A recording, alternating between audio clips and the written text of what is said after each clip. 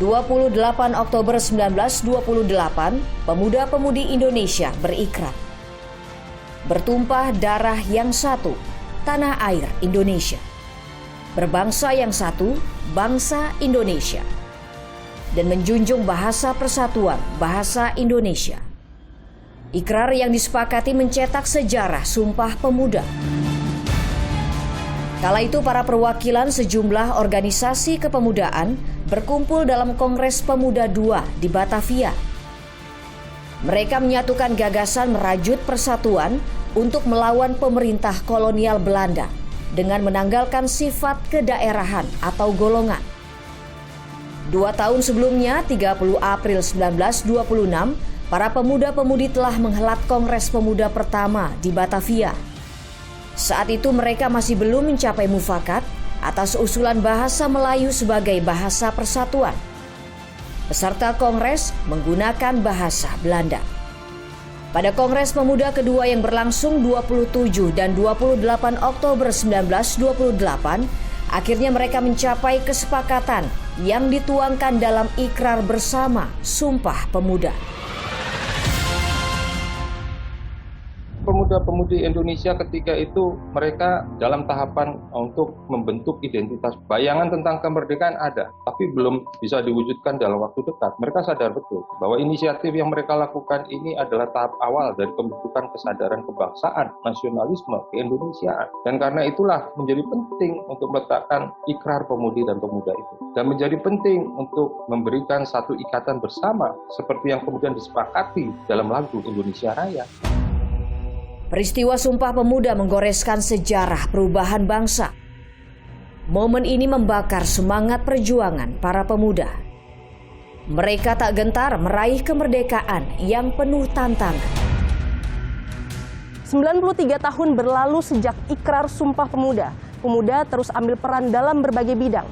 Kini pemuda sebagai agen perubahan menghadapi sejumlah tantangan baru. Namun semangat pantang menyerah terus diterapkan dalam berbagai bidang yang digeluti guna menorehkan prestasi.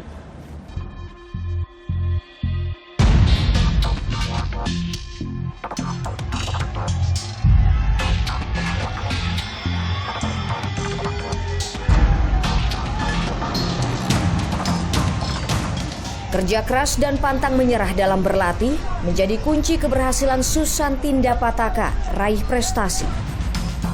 Perjuangan Susanti, perempuan berusia 23 tahun asal bumi Flobamora, Nusa Tenggara Timur, berbuah manis. Ia memperoleh medali emas dalam cabang olahraga Muay Thai Putri pada Pekan Olahraga Nasional PON ke-20 yang digelar di Papua.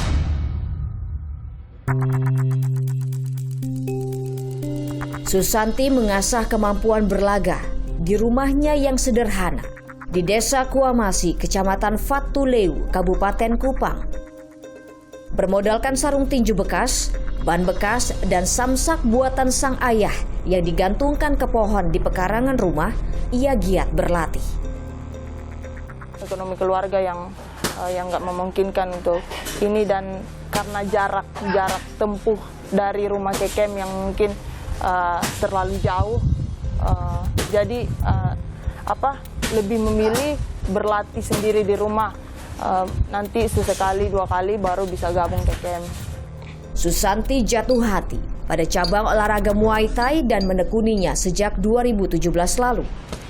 Berlatih di tengah keterbatasan fasilitas, ia mampu membuktikan deretan prestasi bisa diraih.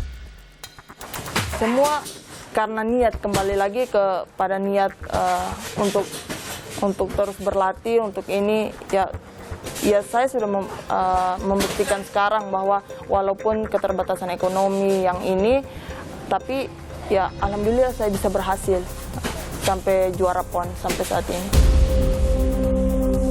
Kemenangan Susanti pada ajang olahraga tertinggi di tanah air mendatangkan sukacita terutama bagi keluarga. Itu seperti mimpi lah. Paling ya saya pikir dia itu juara 2 lah begitu. Ternyata dia juara 1, itu yang saya bangga.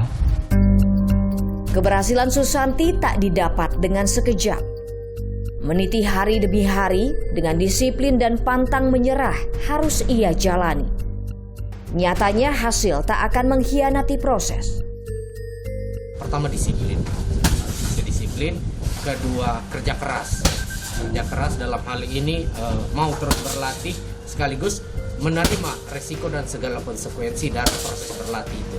Dan yang paling penting yang ketiga adalah mau menerima masukan. Itu adalah 3 faktor utama yang harus dimiliki seorang atlet, terutama bela diri untuk menjadi sukses, dan kebetulan itu dipunyai oleh seorang Susanti Indapataka. Untuk masalah sarana prasarana itu tidak menjamin seseorang untuk menjadi juara.